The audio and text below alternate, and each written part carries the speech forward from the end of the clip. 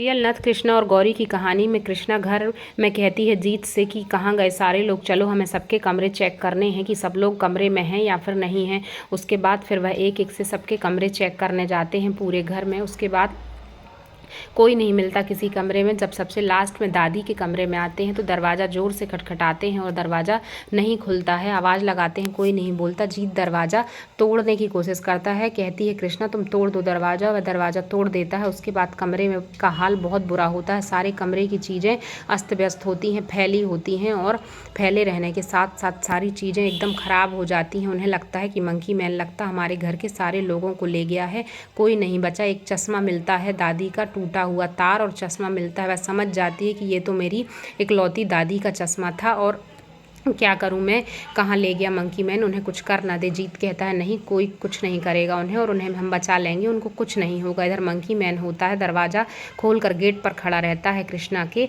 और फिर कृष्णा बाहर आती है तो वहाँ पर भी उसे पैरों के निशान दिखते हैं किसी जानवर के। वह निशानों का पीछा करते करते आगे बढ़ती है कि शायद कोई मिल जाए। जैसे ही वह गेट पर जाती है तो कोई नहीं रहता। वह कहती है कहाँ चला गया, आया तो ज़रूर था क्योंकि उसके निशान दिख रहे हैं, मेरी समझ में नहीं आ रहा है।